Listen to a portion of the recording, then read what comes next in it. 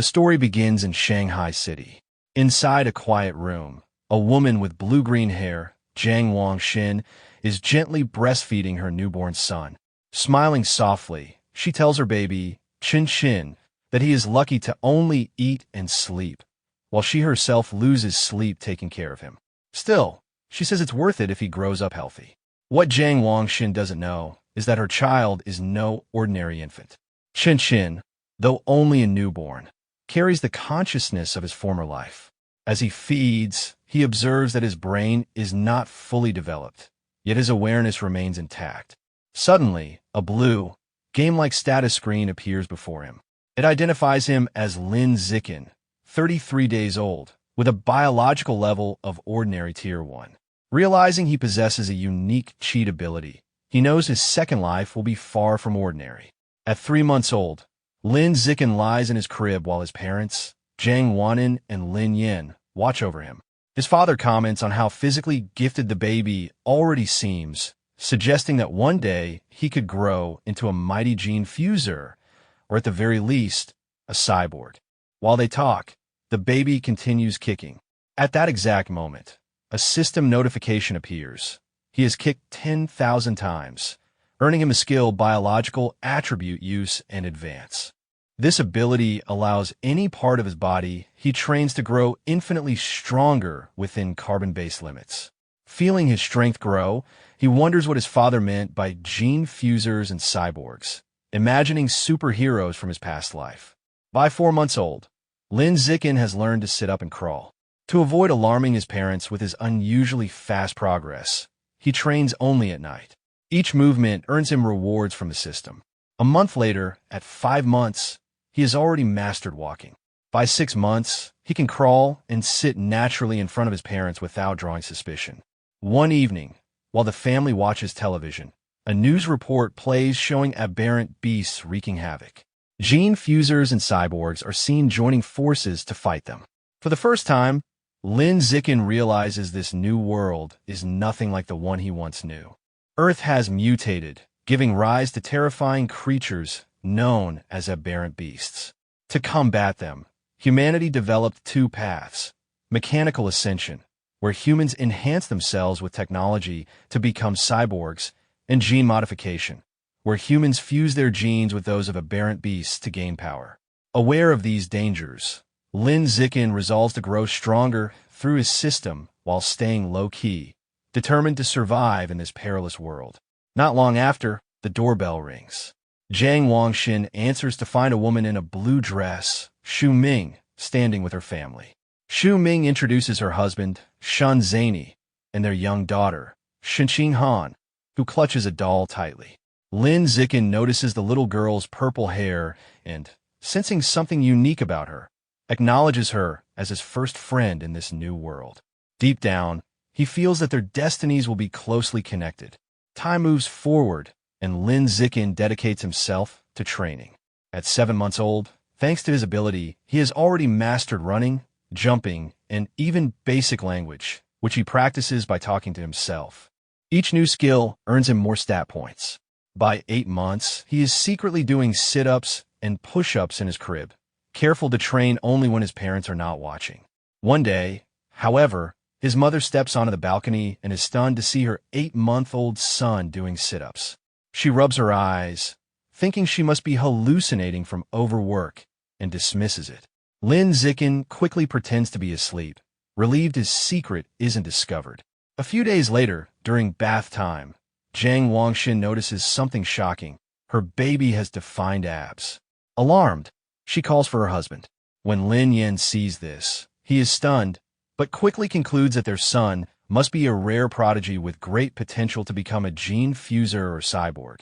Hearing their interpretation, Lin Zikin feels reassured that his secret remains safe. As he reflects, he realizes how fortunate he is to have 2 web novel authors for parents, people who would naturally see the unusual as inspiration rather than a threat. Still, he understands he is not the only genius in this world. News reports highlight a 2-year-old from a martial arts family who can lift a 20-kilogram dumbbell with ease. Watching this with her son, Jiang Wangxin proudly pulls him close, declaring that her Chun-Shin is just as amazing. Touched by her confidence, Lin Zikin wonders if he too will be able to lift 20 kilos by the time he turns 2. By his second birthday, his training has paid off. While keeping his progress hidden, he has grown strong enough to casually lift a 20-kilogram weight with one hand in the storage room. In the middle of practice, his mother calls out that Han Han, Shin Han's nickname, has come to play. Startled, he sets the weight down and heads for the door. Opening it, he finds Shin Han, now also 2 years old, smiling as she offers him a tart. Lin Zikin often reflects on how a different playtime feels compared to other children. Because of their mental age gap, he and Shin Han never play in the conventional sense. While she behaves like a typical toddler, he uses every moment together as an opportunity for training. Since Han Han insists on sticking close to him, he cleverly treats her as a customized weighted vest during his exercises. There is, however, one constant problem. Each time he feels sudden warmth spreading against him, he realizes she has once again peed on him, leaving him no choice but to call out in frustration. Time passes, and by the age of 3, Zikin's strength has grown remarkably. He can now lift a 40-kilogram weight with one hand. One day while watching television, he sees a report about a 4-year-old prodigy lifting 30 kilograms. Quietly satisfied, he acknowledges that he is already stronger. Yet, despite his rapid progress, his system still lists him as ordinary Tier 1. He can't help but wonder what is required to reach Tier 2. With these questions in mind, he steps outside his home for the very first time. The sight before him is extraordinary, a futuristic cityscape alive with towering buildings, beastmen, and cyborgs. He assumes these must be the gene fusers and cyborgs he has heard so much about. Together with his mother and their neighbors, Shu Ming and Shin Han, he makes his way to the library. Since his parents don't allow him to use electronic devices, books remain his most reliable source of knowledge. Once inside, his mother directs him toward the children's section, but instead he heads straight to the shelves of advanced encyclopedias, with Han Han trailing nervously after him. Their mothers watch in confusion. Shu Ming wonders aloud why he prefers such books, while Jiang Wangshin speculates that it must be his genius genes. As Han Han offers him cookies, Zikin remains absorbed in his reading. Through these books, he discovers how all life is classified into 6 biological levels: ordinary, advanced, rare, epic, legendary, and mythical. Each level is further divided into 9 tiers. He quickly realizes that humans like his parents are at the very bottom, ordinary Tier 1, as insignificant as ants compared to higher-level beings. This knowledge ignites a strong determination within him. He must train harder while maintaining his cover. It is then that his system presents a new quest. Read 100 million characters to obtain the celestial root of wisdom.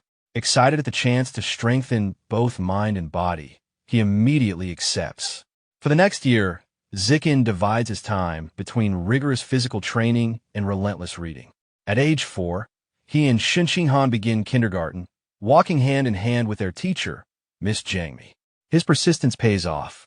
Not long after starting school, he finally breaks through to ordinary Tier 2. His physical strength is now astounding. He can lift an 80-kilogram weight with one hand, jump 1.2 meters high, and sprint 100 meters in under 11 seconds. Feats that would impress even an adult, let alone a kindergartner. One day, he comes across a group of children surrounding Han Han, taunting her and calling her a bedwetter. Seeing her in tears, he knows he must step in. Leaping boldly into the circle, he glares at the bullies and issues a threat. If they ever trouble her again, he will pee on their beds every single day. The warning, childish yet terrifying in its own way, is enough to break them. The bullies cry in fear and vow never to return to kindergarten. Shin Han looks up at him with admiration, grateful for her protector. The system immediately rewards him with a new achievement, Kindergarten Kid King, along with a fresh series of quests. Delighted, he realizes he can now work on multiple challenges at once. 6 months later, he completes his massive reading quest. Having consumed 100 million characters, he receives the celestial root of wisdom, which grants him perfect eidetic memory and peak human learning ability. Time continues to pass, and As Zikin and Han Han approach the age of 7, they pose together for their kindergarten graduation photo. Even during the vacation that follows, Zikin refuses to rest. His training pushes new limits. He is now strong enough to lift a massive 200-kilogram barbell. His abilities soar higher than ever. He can leap over 2 meters in a single bound and has broken the 8-second barrier in the 100-meter dash, clocking in at 7.98 seconds. With his new attribute boosting his mind, Lin Zikin's intellect grew sharper than ever. By this point, he had already completed most of the elementary school curriculum on his own. His new chapter of life began at Sunshine Elementary School. Since he was already self-studying advanced subjects, academic competitions posed no challenge to him. He breezed through them, even taking first place at the National Elementary School academic competition. For him, this was less about recognition and more about unlocking the system's titles as quickly as possible. Outside of his own studies, Zikin often devoted his free time to tutoring Shinxing Han. Although she wasn't exceptionally gifted, her diligence made up for it. With his guidance, her grades improved rapidly, and by the end of the first semester, she was ranked second in their class, right behind Zikin, who held first place. To accelerate his system quests, he didn't stop at academics. He also participated in school sports meets, where he broke record after record with ease. Life at school seemed destined to follow this predictable rhythm, until the day a special transfer student arrived. Their teacher introduced her to the class, a girl with long silvery blue hair named Bai Shuer. The moment Zikin saw her, he felt she was different. Standing in the doorway, she radiated a faint, strange aura, something that did not belong to a normal human. As she walked to find a seat, the rest of the class watched her with curiosity. Shinxing Han leaned toward Zikin, whispering how beautiful Bai Shuer's hair looked, comparing it to delicate snowflakes in winter. Zikin, however, paid no attention to appearances. His mind was focused solely on the unusual aura. Sitting nearby, Bai Shuer only deepened his suspicion. He wondered if she might be a gene fuser, or perhaps the descendant of one. Over the following days, Bai Shuer remained a mystery. She didn't speak to anyone. As soon as class ended, she would lay her head on her desk and stay motionless, barely even getting up to use the restroom. At first, her quiet behavior drew attention. Curious classmates even took photos with her while she slept. But as the days passed and her habits never changed, their interest faded and the classroom returned to its routine. This peace was shattered a month later. A strange and unsettling phenomenon began. Bai Shuer started secreting a viscous white liquid. It carried a foul smell, dripping down her clothes and legs. The other students recoiled in disgust, voicing complaints about the odor. A mean-spirited boy made a crude remark about it before cruelly dumping his water bottle over her head, mocking her by saying he was washing her out. Humiliated and drenched, Bai Shuer's body trembled as she clenched her fist on the desk. Tears rolled down her cheeks, and silent sobs shook her shoulders. The bullies only laughed louder, feeding off her pain. From her desk, Shinxing Han turned anxiously to Zikin, asking if they could help Bai Shuer. Zikin hesitated. He had always sensed danger from the girl, which left him puzzled. Why would someone dangerous cry so helplessly? Still, he understood that in this moment, she wasn't a threat. She was just a weak girl being humiliated. That alone was reason enough to act. Rising from his seat, Zikin walked straight toward the group of bullies. He stopped in front of their ringleader, a boy named Guan Shun, and seized him by the collar. Smiling coldly, he ordered him to wipe the spilled water from Bai Shuer's desk. Guan Shun is terrified and quickly stammers that he'll wipe it up right away. The other bullies also realize they are in trouble. Lin Zikin already had a reputation at school. Not only was he at the top academically, but he was also known for his fighting skills. Even the sixth graders stayed out of his way. The bullies know it's better to comply than risk angering him, so they immediately grab tissues and start cleaning the mess. Once the desk is spotless, Lin Zikin's gaze sweeps across the group. He tells them to apologize to Bai Shuer. Terrified and sweating, they bow their heads, offering rushed apologies and promising never to bully her again. With the bullies gone, Bai Shuer finally looks up, her eyes still wet with tears. She quietly thanks both Lin Zikin and Shun Qing Han.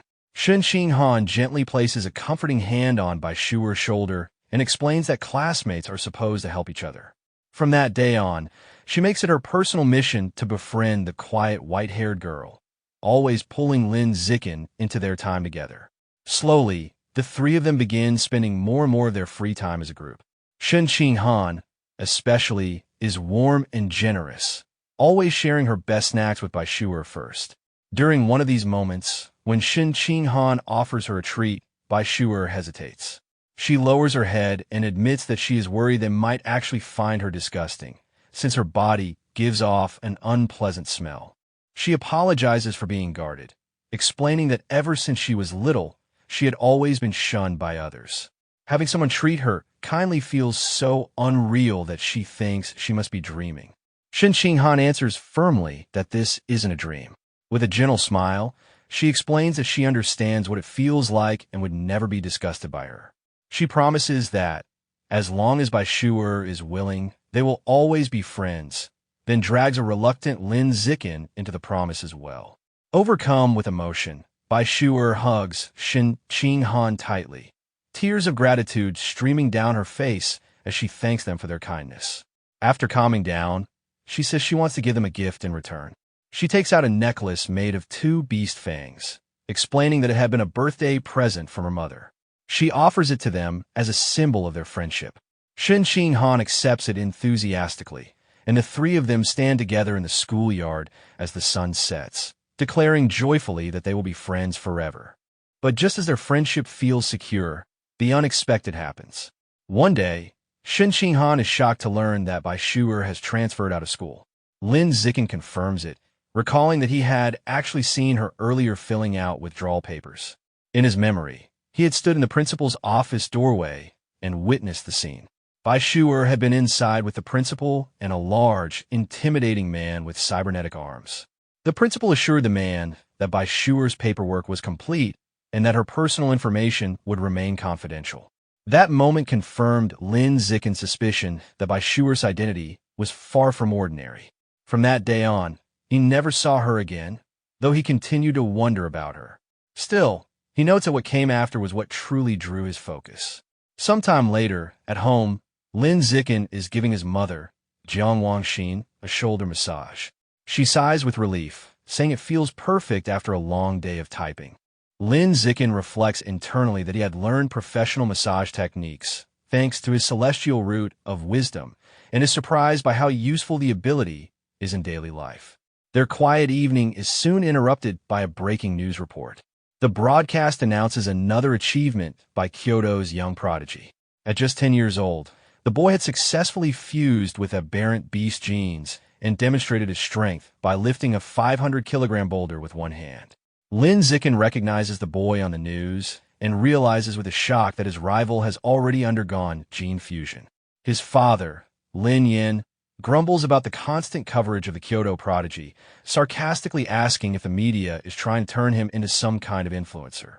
The conversation shifts as Lin Yin explains that the boy comes from a 1,000-year-old martial arts family, which likely gives him access to advanced gene fusion technology.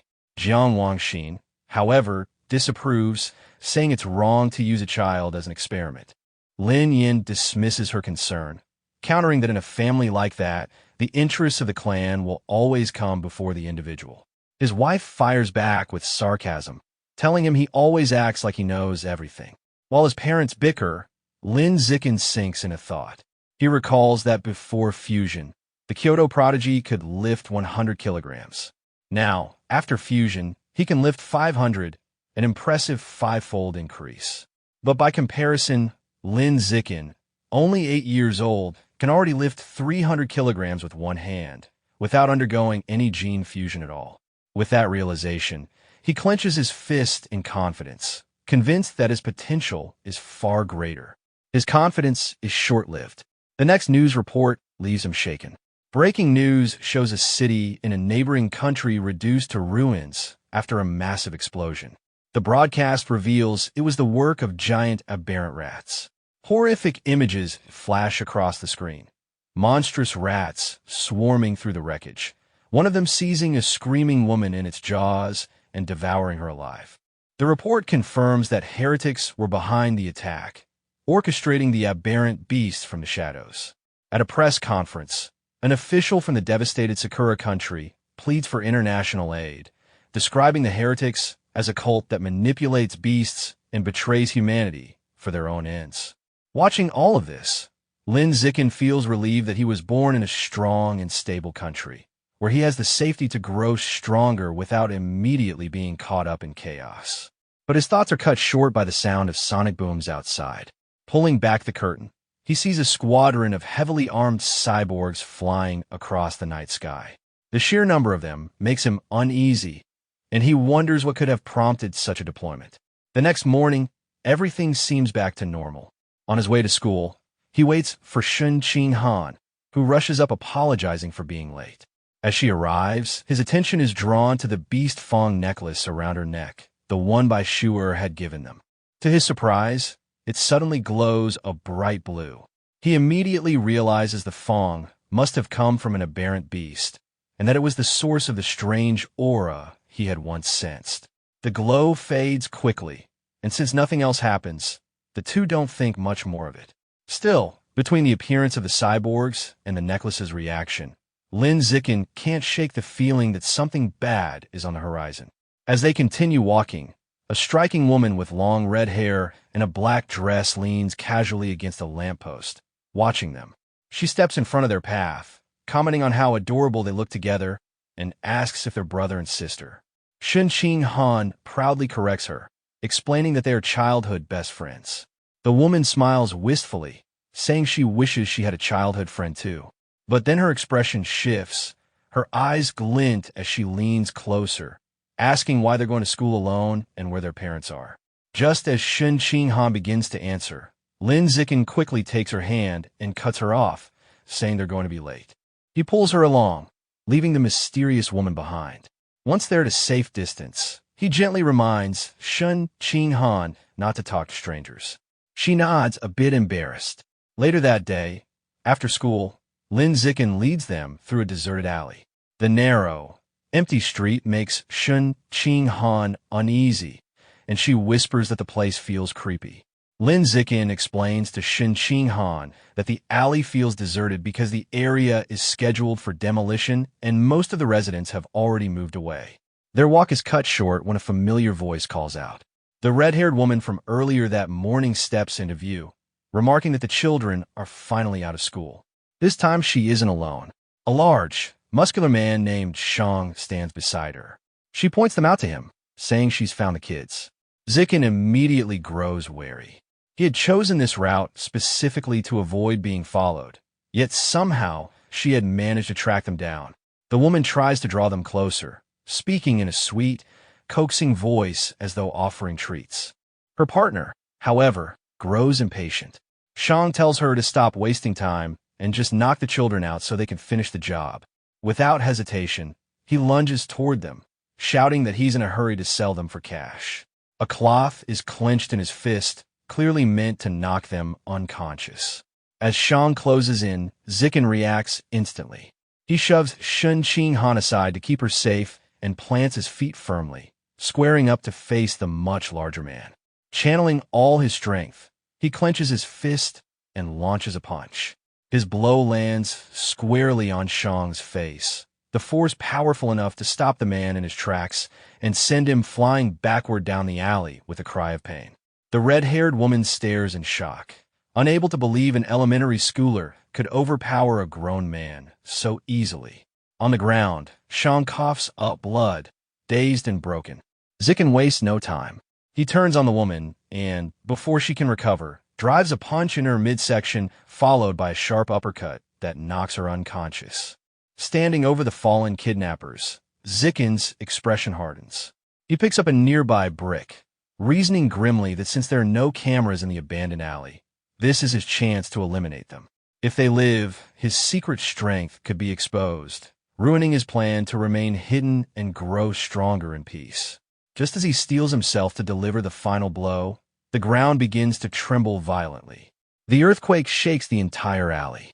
Suddenly, a massive clawed hand smashes through the wall of a nearby building.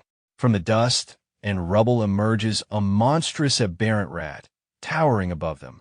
The beast ignores the children and focuses on the unconscious woman. Without hesitation, it swings its claws, decapitating her in one swift motion. The rat lifts her severed head in its jaws as Shen Qinghan screams in horror. Recognizing the immediate danger, Zikin scoops her into his arms and tells her what they're facing, a giant, aberrant rat. He urges her to hold on as he sprints away from the collapsing alley. As they flee, a streak of red and gold blazes through the sky. A female cyborg descends at incredible speed, her helmet fitted with rabbit ear attachments. Qinghan, looking over Zikin's shoulder, gasps at her speed. The cyborg lands gracefully behind the rat and prepares to strike. Her gauntlet glows as she announces her weapon, anesthetic smoke.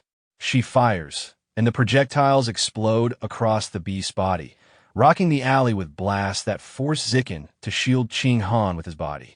The rat roars in pain, staggering under the effects of the gas. Seizing the opportunity, the cyborg surges forward in a blur and unleashes a flurry of strikes, finishing off the dazed monster. Later that night, Zikin watches the news report about the incident from home. He carefully analyzes the cyborg's performance. In his estimation, her power level isn't especially high. She had to rely on weakening the rat first with anesthetic, and even then, it took her 7 minutes to bring it down. He reflects on how dangerous aberrant rats truly are, knowing they can grow over 10 meters long and reach the strength of an ordinary fifth-tier being. He feels fortunate they survived, but also recognizes the urgency of training harder to protect himself and those around him. He throws himself back into training, loading heavy weights onto a barbell and performing squats as his system rewards him with points. Despite the looming threat of aberrant beasts, daily life continues. Before long, he and Shen Qinghan celebrate their 9th birthday together, surrounded by both families and a large cake. After making their wishes, they exchange gifts. Thanks to his celestial root of wisdom, Zikin had managed to teach himself wood carving in a single night. He crafted an intricate wooden hairpin as a gift. Shen Qinghan is thrilled, immediately placing it in her hair and exclaiming how much she loves it. Time passes quickly. The two graduate from elementary school and step into middle school. As they leave their old campus behind, Zikin's system notifies him that he has completed the Dominate 9 years of compulsory education achievement, unlocking the Kindergarten Kid King and elementary school top dog titles. Energized by the rewards, he grows excited about unlocking the middle school Overlord title next, which promises the powerful survival of the fittest attribute. He spends the break locked in a strict high-intensity regimen, training harder than ever. Weighted push-ups with a massive boulder on his back, long-distance runs, and relentless drills push his limits. His dedication pays off. Just before the new school year begins, after finishing a grueling 10 kilometers run, his system announces a breakthrough. His biological level has reached ordinary tier 3. His stats soar. He can now lift 700 kilograms with one hand, leap 4 meters into the air, and sprint 100 meters in just 6 seconds. As he marvels at his progress, his thoughts inevitably turn to his old rival, the Kyoto Prodigy. By coincidence, the night before school starts, a new news report airs. It reveals that the now 14-year-old prodigy has fused with giant ant genes and can lift a 2,000-kilogram alloy block with one hand. Zikin calculates that giant ant genes typically multiply strength by 4 to 8 times. This means that without the genetic enhancement, the prodigy's natural strength is closer to 500 kilograms. The comparison reassures him. Despite the prodigy's reputation, Zikin knows his own raw power is still greater. He smiled to himself, imagining just how powerful he would become once he underwent gene fusion in the future. The next day, middle school officially began. Since he was the city's top student, every prestigious school had tried to recruit him. In the end, he chose Shanghai Middle School on the condition that Qinghan could be placed in the same class. During registration, both the principal and the homeroom teacher warmly welcomed him, expressing how much they were counting on him. After exchanging a few polite words, he excused himself and left with Qinghan. His real reason for choosing Shanghai Middle School was not the academics, but the athletic facilities. Before classes started, the two of them headed straight to the badminton courts to play. Han was eager and started the match with her signature serve, calling it her fairy's curveball. Lin Zikin effortlessly caught the shuttlecock in midair, but before their game could continue, they were interrupted. A group of older students approached. Their leader, wearing a backward cap, snatched the shuttlecock and announced that the court was reserved for them. His friend sneered and suggested Han should stay behind to spar with them. Han refused, reminding them of the rules and that she and Lin had been there first. When the group got too close to her, Lin Zikin stepped forward with a cold expression. He told them to back off and repeated that the court should be first come, first served. The leader scoffed, dismissing him, and arrogantly declared that he was taking the court regardless. He tossed the shuttlecock into the air, but before he could even serve, Lin Zikin moved. With speed and strength far beyond their expectations, Lin leapt and smashed the shuttlecock. The shot blasted across the court like a white streak. The force shattered the leader's racket and sent his cap flying. The older students were stunned, left sweating and trembling, unsure if he was even human. Some whispered nervously if he might already be a gene fuser. One of them admitted in fear that if the shot had been slightly off, their leader's head could have been destroyed. Overwhelmed, the group quickly bowed in apology. They acknowledged the rules, promised to leave, and hurried away. After that day, no one dared to bully Lin Zikin or Han again. Aside from the school's size and facilities, life at Shanghai Middle felt familiar. Academically, Lin was still far ahead, having already mastered the middle school curriculum. During class, he passed the time by reading books that interested him. At night, after finishing his training, he used his celestial root of wisdom to study new skills online. He quickly picked up cooking, photography, driving, swimming, and various sports.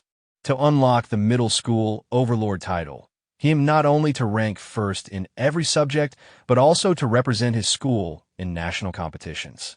His achievements stacked up, trophies piling high, but to avoid attracting too much attention, he deliberately avoided sweeping first place in every event. Even after a semester, the title still had not unlocked. His consistent victories, however, made him extremely popular. Many girls admired him, leaving stacks of love letters on his desk, though he ignored them all. Outside of tutoring Han, his main focus became the upcoming school sports festival.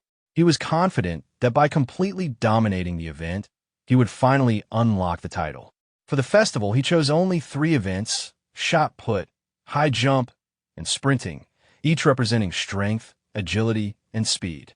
In the shot put, his throw reached a staggering 201.1 meters. Though he held back enough not to appear inhuman, he still easily took first place in all 3 categories. As he sat with Han afterward, admiring his gold medal, a sudden surge of power coursed through his body. A system notification appeared, announcing that his achievements had far surpassed every other student. He had officially unlocked the middle school overlord title. With that, all 3 school-age titles were complete, and the dominant 9 years of compulsory education achievement was unlocked. As a reward, he gained a new biological attribute: survival of the fittest. The new ability granted a predator's power, the capacity to devour the life essence of other creatures to evolve. As the energy flowed through him, he wondered to himself what exactly this life essence truly was. Lost in thought, Lin Zikin didn't notice Han calling for him until she told him to wait. Snapping back to reality, he suddenly had an idea and asked if he could borrow her beast fong necklace. She agreed and handed it to him. The instant his fingers touched the fong, a system notification appeared, informing him that he had devoured a trace of the abyssal giant butterfly's life essence. A new guidebook unlocked, though with only 1% progress. A spectral image of a massive dark butterfly, with eyes covering its wings, flickered into view around him. Stunned, he realized the fong was actually a butterfly's tooth. That night, curious to learn more, he searched online for information about the abyssal giant butterfly. To his surprise, nothing came up. Accepting that he would have to study this exotic beast himself, he remembered that Bai Shuer had originally given them a pair of fangs. Rummaging through his bag, he found a second tooth and absorbed its power as well. The system notified him again, showing a second trace of life essence devoured, but the progress only rose to 2%. Disappointed, he concluded that the fangs contained very little essence and that he would need another method to unlock the butterfly's full power. The following day after school, to boost his training and also ensure a quick escape route if they encountered aberrant beasts, he began biking Shining Han to and from school every day. As they were leaving campus, a man in a tracksuit called out to him. Introducing himself as Coach Guo from the martial arts team, he praised Lin Zikin's record-breaking performance at the sports festival, calling it the best in the school's history. With infectious enthusiasm, the coach formally invited him to join the martial arts team, insisting that his athletic ability was even greater than his academic strength. He encouraged Lin to think it over, speaking so quickly and passionately that Lin didn't have a chance to decline. Before leaving, Coach Guo told him the team practiced in room C of the gym and that he'd be waiting if Lin wanted to visit. That evening, back in his room, Lin was ready to test his new ability. He clapped his hands together, killing a cockroach and a mosquito. Opening his palms, he examined the insects but felt no surge of power. From this, he concluded that ordinary creatures were too weak and only powerful or exotic beasts carried enough life essence for his evolution. To test this theory further, he decided to visit a supermarket known for selling beast meat. With Shining Han riding on the back, he biked them into the city until they reached a large multi-story store. Walking through the aisles, he quickly noticed that all the beast meat available was pre-packaged, which wouldn't allow him to test his ability. Just as he was feeling frustrated, he heard a butcher advertising fresh-cut beast meat. At a counter labeled fresh beast meat, not pre-packaged, safe to eat, large sides of meat were being cut. Leaving Shining Han waiting, he rushed to the counter and placed his hand on a freshly cut piece. The moment he touched it, a surge of purple energy flowed into him. His eyes lit up. Just as he suspected, beast meat still carried life essence. Grinning, he clenched his fist in excitement. Shining Han watched him, bewildered at why touching meat made him so happy. When she asked how it felt, he played it off casually, saying it just seemed fresher than normal, then asked if she wanted to touch it too. Embarrassed, she quickly refused. Now certain of his theory, Lin decided to buy some beast meat to test at home, which shocked Shining Han. Beast meat was notoriously expensive, and even the cheapest option, Ghost Shadow Squid, cost nearly 1,000 yen per gene. Despite her protests, he picked up 3 packages. Shining Han panicked at the price and urged him to ask his mother first, but he reassured her with a smile and claimed that his mother had already told him to buy plenty for both families. A memory of his mother happily agreeing to cook flashed through his mind. While sharing was indeed part of his plan, his main reason was to see if absorbing the life essence would spoil the meat, since he still intended to eat it. At the checkout, he paid nearly 30,000 yen for the squid. The cashier thanked him, and as they left, he couldn't help but think about how costly the meat was, wondering when they'd be able to afford it again. By the time shopping was done, it was past 9 p.m., and with the city still unstable, they headed straight home. On the way back, Lin couldn't resist testing his purchase. Discreetly placing his hand on the package in the basket, he immediately felt the familiar surge of purple energy. The system confirmed he had devoured a trace of the Ghost Shadow Squid's life essence, unlocking a new guidebook. His progress, however, was only 0.1%. A spectral image of the multi-eyed squid appeared in his mind. Running the numbers, he realized that devouring such a small portion of meat barely registered. To reach 100% completion, he would need 100 gene of squid meat, costing nearly 100,000 yen. Considering the squid's special ability to dissolve into water and disappear, he decided the power was worth the effort. His path forward was clear. He needed to find a way to earn a huge amount of money without relying on his family. At the same time, he still needed to confirm his other concern, whether absorbing life essence would cause the meat itself to spoil. He glanced at the package in the basket, ready for the next part of his experiment. The meat had remained fresh for a while, much to Lin Zikin's delight. Absorbing the essence didn't ruin it, at least not immediately. As he continued, the guidebook progress for the Ghost Shadow Squid climbed to 3%. His concentration was broken, however, when Shining Han shouted a warning. Slamming on the brakes, he screeched to a halt just inches away from a couple in the bike lane, apologizing as he caught his balance.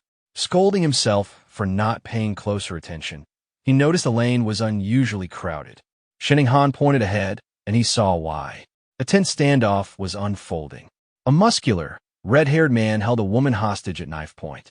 Shining Han gasped in terror, recognizing the hostage as their teacher, Xia. The man shouted threats at the gathering crowd, while police officers surrounded the area, trying to de-escalate the situation through megaphones. The police captain held back an officer named Abing, warning him not to shoot recklessly. He explained that the target was too close to the hostage, and any clean shot was impossible. Another officer suggested using sleeping gas, but the captain rejected the idea, fearing it might provoke the suspect prematurely. Seeing the hesitation, Lin Zikin decided to act. He discreetly picked up a small rock from the pavement and flicked it with incredible speed and precision. The rock struck the hostage-taker's hand, making him cry out and drop his knife. Teacher Xia was immediately freed. The police captain shouted for his team to move in, and the officers swiftly arrested the disarmed suspect, while a female officer comforted the shaken but unharmed teacher. Lin Zikin quietly got back on his bike. Shining Han, wide-eyed, asked if he had thrown the rock. He quickly shushed her, telling her they would talk later, and they pedaled away. Just as they were about to escape, a voice called out. It was the police captain, asking if Lin Zikin had thrown the rock. Panicking at being caught, he nervously denied it, smiling awkwardly. The captain watched them leave, finding it strange that someone would deny a good deed, and muttered aloud about a reward for bravery. The word, reward, immediately caught Lin Zikin's attention. Needing money, he slammed on the brakes and skidded back to the captain, sheepishly retracting his denial. He admitted he had thrown the rock and explained that the money was very important to him. The captain told him to come to the station to make a report and promised to help him apply for the reward.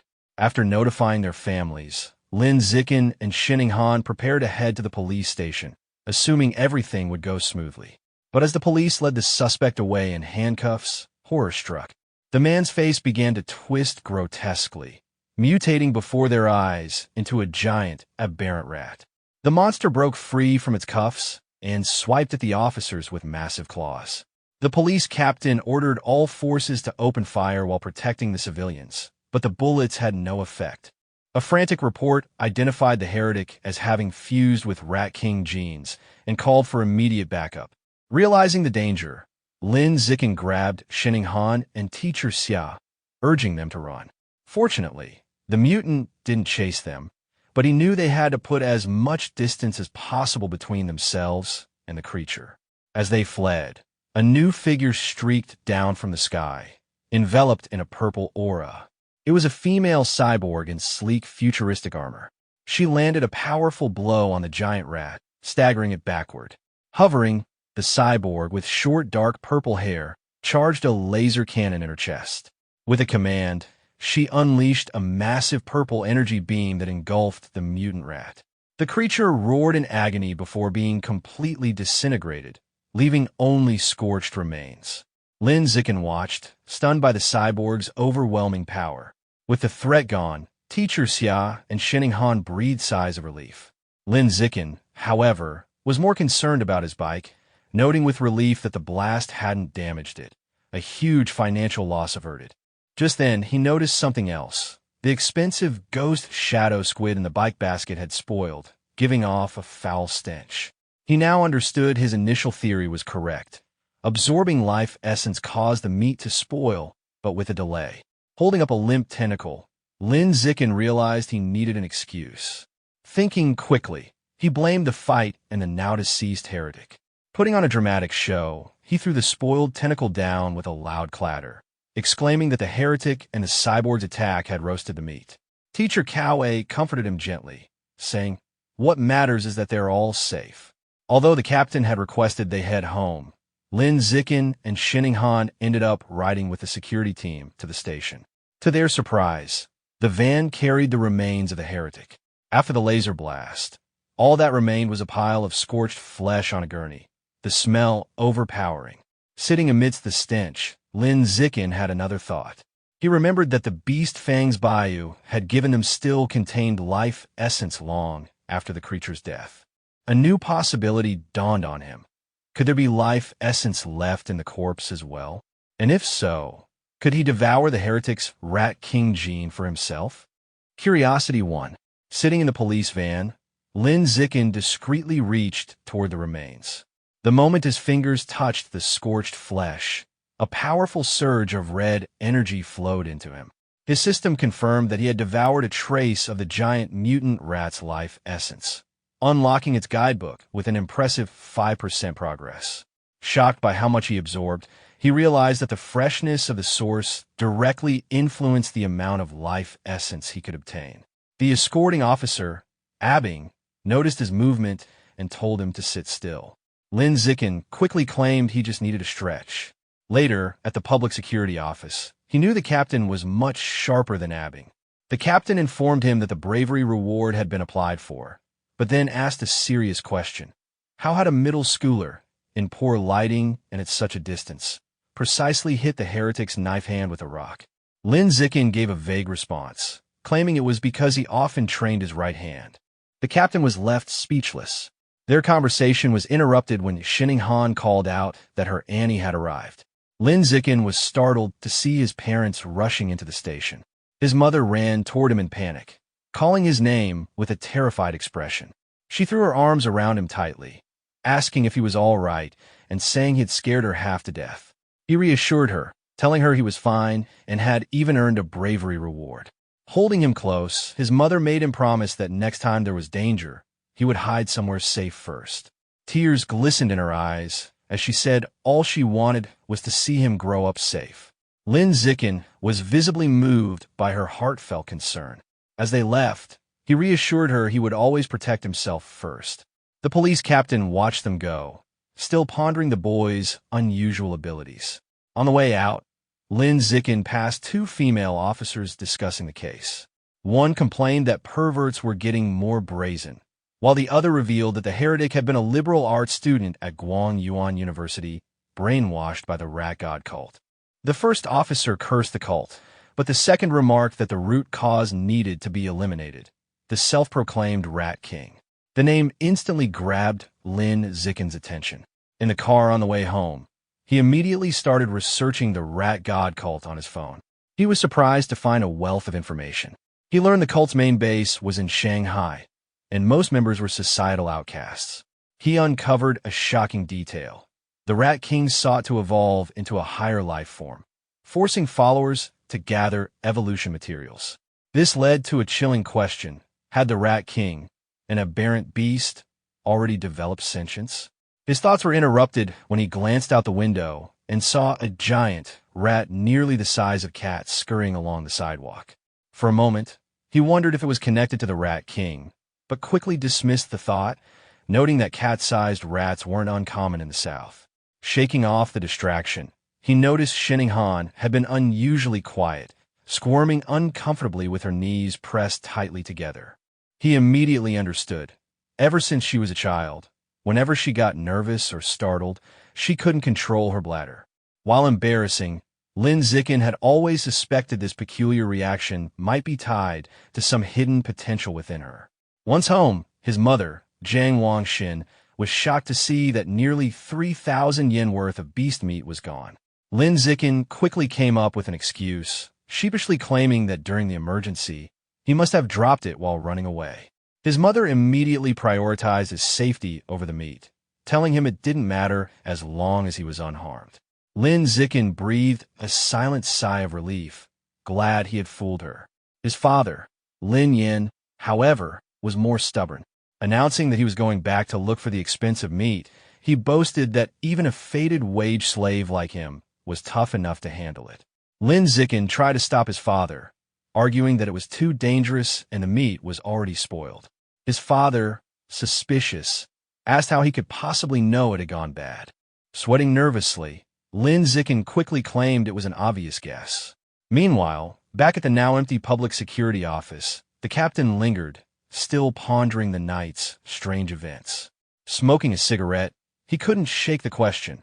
How could an ordinary middle schooler throw a rock with such incredible power and precision?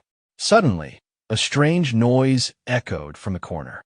His eyes widened in shock as he saw a massive rat, far larger than any normal rodent, perched atop the filing cabinets. Before he could react, the giant rat leapt down. The captain instinctively drew his pistol and opened fire, but the confrontation ended in a bloody blur.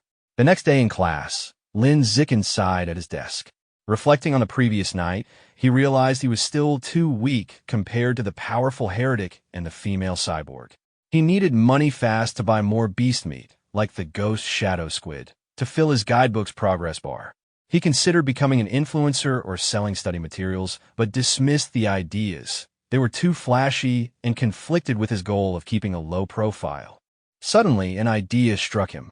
In this world, martial arts and gene fusion were far more important than academics. He decided it was time to act. Later, he headed to the gym in Building C, where the martial arts team practiced. Coach Guo was drinking from a thermos and looked up, surprised to see him. "Are you here to join, or just learn more about the team?" he asked.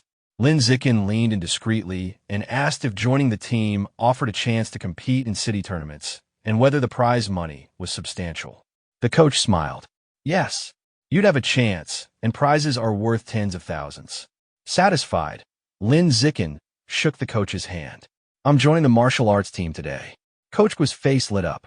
He gathered the team to announce their new member, introducing Lin Zicken and reminding everyone of his sports meet achievements. The other team members, Zhang Kai, Heng Tianing, Ashing, Lu Tong, and Han Yigua, introduced themselves. Finally, Lin Zicken introduced himself. Having no formal martial arts training, he watched as Coach Guo demonstrated basic fist and leg techniques. The coach explained that while the moves looked simple, they were difficult to master. Lai Shu Tong, the team's fastest learner, had taken a week to perfect them. He then encouraged Lin Zicken to try. Assuming a ready stance, Lin Zicken relied on his celestial root of wisdom, which granted him heaven-sent martial insight. He had already memorized and understood every detail of the demonstration just by watching. As he practiced the fist techniques, a system notification awarded him points in vitality, strength, dexterity, and proficiency. He executed every hand and fist movement with flawless precision and speed. Transitioning seamlessly into the leg techniques, he performed powerful, fluid kicks. Another system notification granted points for leg muscles, dexterity, and proficiency. Coach Guo and the team watched in stunned silence. The coach's jaw dropped, and he almost fumbled his thermos, unable to believe someone could learn such complex forms perfectly after one look. A single thought formed in his mind. This must be a once-in-a-million martial arts prodigy. That evening in Shanghai, Lin Zicken's mother, Jiang Wangxin, called him for dinner. He rushed out eagerly, spoon in hand, asking what she had made. She proudly presented a large platter of the ghost shadow squid he had wanted. The aroma was incredible. "Wow, it smells amazing," he exclaimed. She urged him to eat while it was hot. Taking a bite, he praised her cooking as the best in the world. Pleased, she told him to eat a lot, explaining she had bought 3 full gins for him. As Lin Zicken eats, a system notification appears. He has devoured a trace of the ghost shadow squid's life essence through consumption, raising his guidebook progress to 3.01%. He frowns in frustration, realizing that simply eating the meat works just as well as touching it. If only he had known, he wouldn't have spoiled the first batch by handling it directly. While they eat, a news report catches their attention. It features a 14-year-old genius girl, hailed as the youngest cyborg in history. After fusing with an energy core, her system grants her superhuman abilities, lifting a 5,000 kilograms SUV with one hand, sprinting 100 meters in 3 seconds, and leaping 8 meters vertically. Watching, Lin Zicken ponders a familiar debate in his world between the Kyoto prodigy's gene fusion and the girl's cybernetic enhancements. Which path produces greater power? His thoughts are interrupted by another breaking news story. It announces that the security captain they had met, Hun Shan, was killed in his office. Surveillance footage shows him being attacked and devoured by a giant mutant rat that infiltrated the station. Medics wheel his body into an ambulance. Lin Zikin is horrified.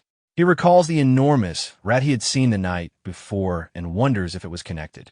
He imagines a giant rat rampaging through the city. The captain's death is a grim reminder of how the danger in the city is escalating.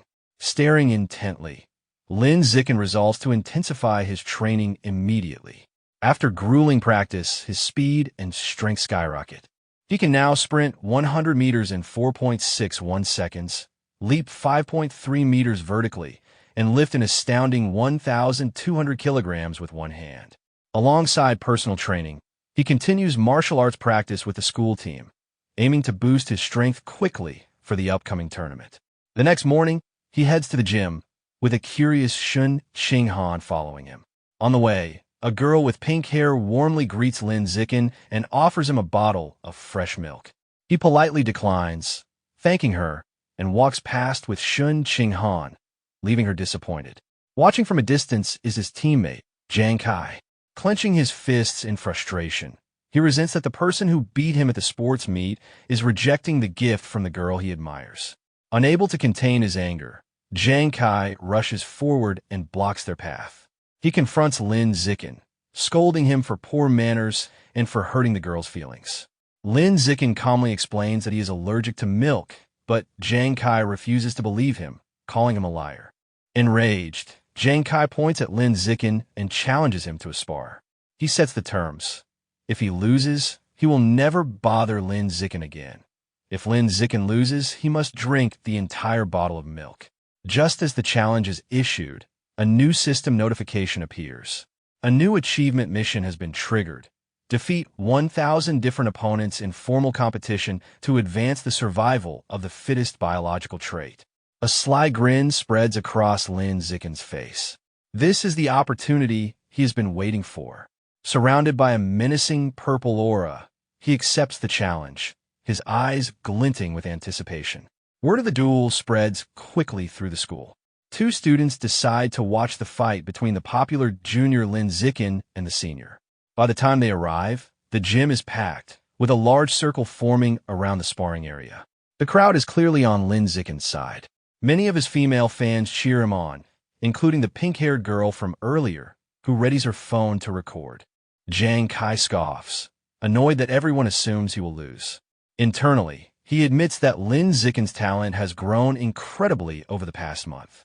He sees this duel as his last chance to put the rising genius in his place and showcase his own strength. In contrast, Lin Zikin appears unfazed. He casually states that he needs to go home for dinner and asks if they can make the fight quick. Taking this as an insult, Jiang Kai smirks and agrees to grant his wish.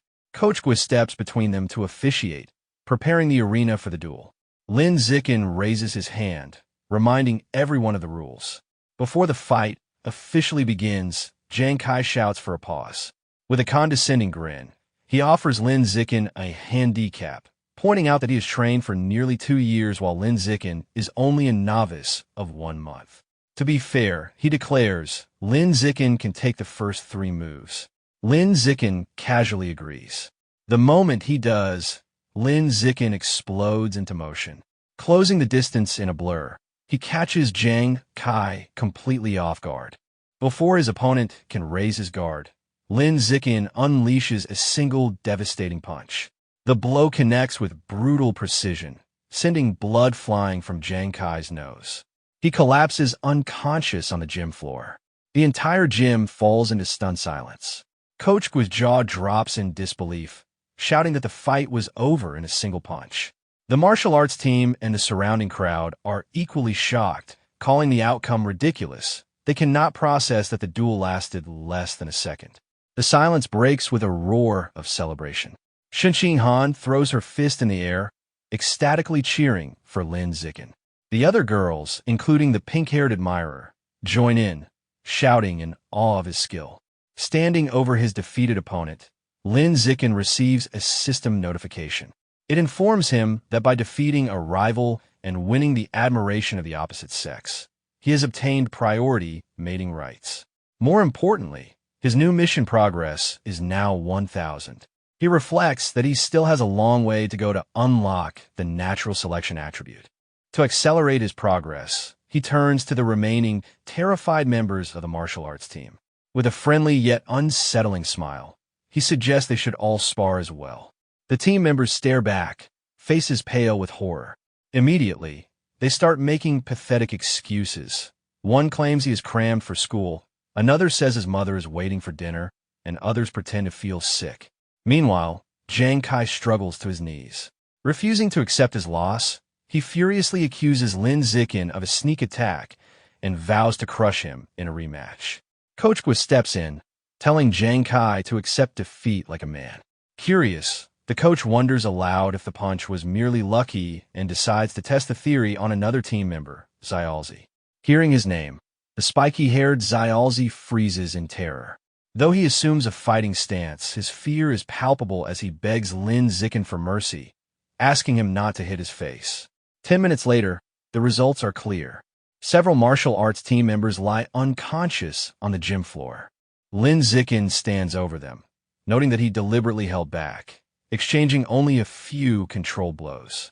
However, checking his system reveals a disappointment. Aside from the initial victory, none of the other spars counted toward his achievement. The rival count remains at 1,000. Friendly sparring isn't enough. He must defeat rivals in official competition. As he contemplates this, Coach Gua claps him on the shoulder, grinning wildly. He declares Lin Zikin a true genius, amazed that the newcomer became the team's ace in just over a month. Filled with confidence, the coach proclaims that with Lin Zikin leading, their school will crush all others and claim first place at this year's regional martial arts tournament. Lin Zikin has a moment of clarity. The coach is right. The upcoming tournament is the perfect opportunity to face many official opponents at once. Determined, he understands that defeating them in official competition will finally count toward his survival of the fittest progress. His thoughts are interrupted by the defeated Jang Kai. Having regained consciousness, Jang Kai rises, points at Lin Zikin, and formally accepts his loss with a bizarre and overly graphic declaration of submission. His strange words leave everyone, including Shinxing Han, Coach Gua, and Lin Zikin, completely shocked and disturbed. With the duel over, spectators and the coach quickly leave, leaving Jang Kai alone, grumbling that he hadn't finished his speech. In this world, high schoolers must choose between martial arts and academics, with martial arts considered superior due to the constant dangers. Determined not to be left behind, Shinxing Han decides to join the martial arts class. She begins rigorous daily training alongside Lin Zikin.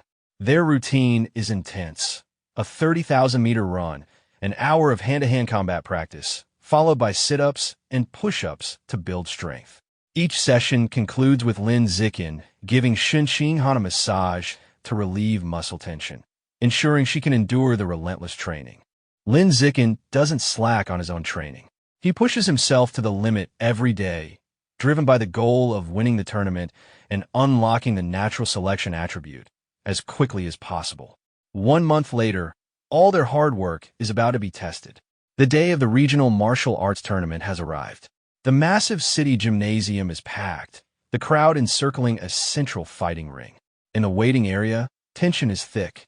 Coach Gua nervously reviews the roster, complaining that Shanghai High has drawn a match against the strongest team, Shanghai No. 1 High. Another team member adds to the anxiety, pointing out that their opponents have a fighter capable of running 100 meters in under 9 seconds, leaving the team feeling outmatched. Sensing their low morale, Lin Zikin calmly raises his hand and volunteers to fight first. Though still worried, Coach Gua agrees, letting his ace take the stage. As Lin Zikin enters the arena, Shinxing Han cheers him on from the sidelines while Coach Gua shouts encouragement through a megaphone. Lin Zikin readies himself. His opponent, a much larger and more muscular student from Shanghai No. 1 High, steps forward. Acknowledging Lin Zikin's accomplishment in reaching the tournament as a first year, the opponent quickly shifts to mockery. Sneering, he says the stage isn't meant for a shorty who hasn't even hit 1.7 meters. Flexing his bicep, he promises to show Lin Zikin what a real gap in size and power feels like. The referee signals the duel to begin. The large opponent rushes forward, unleashing a powerful punch. To his shock, Lin Zikin doesn't retreat. He sidesteps effortlessly and counters with a single, devastating punch to the opponent's chest. The impact is brutal, sending the massive student flying across the arena and knocking him out cold. The announcer stares in stunned silence, finally stammering out a declaration of victory for Lin Zikin. On the sidelines, Shin Han jumps to her feet, cheering wildly. The rest of the Shanghai High team erupts in celebration, mobbing Coach Gua and shouting that Lin Zikin is insane, dismissing the strength of his opponent as mere dead muscle. Across the arena, the coach of Shanghai No. 1 High fumes. He berates his defeated student for charging him blindly, ignoring footwork. Back in the ring, Lin Zikin receives a system notification confirming he has defeated another tournament rival. His ranking improves, and his elimination count climbs to 2,100. He clenches his fist in satisfaction, knowing these official matches are exactly what he needs. Determined to stop him, the opposing coach calls forward his next fighter, a boy named Chun Fong. He orders him to crush the first-year prodigy quickly.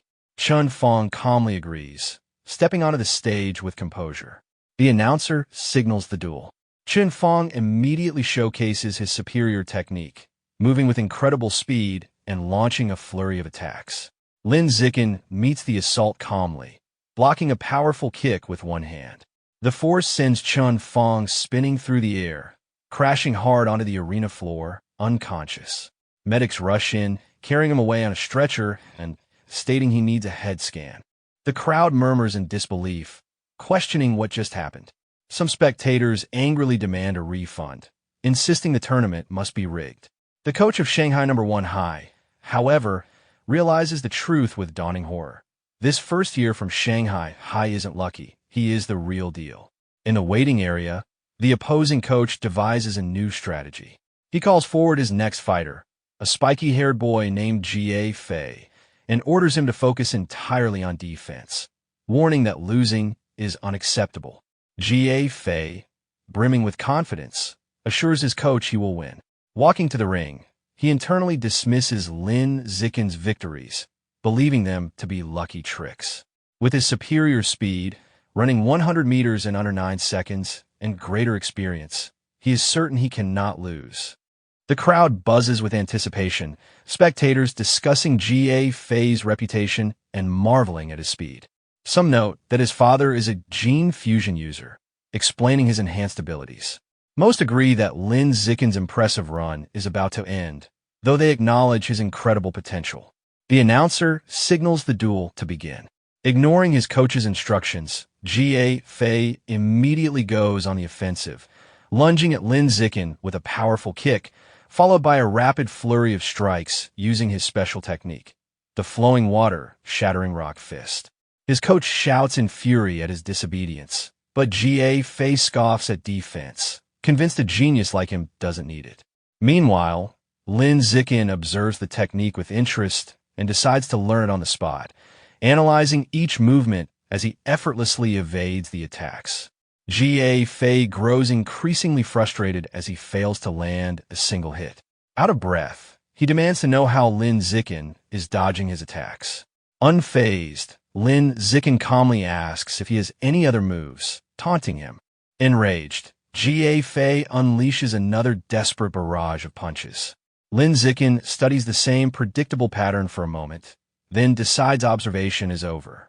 He thinks, all right then, let's end this.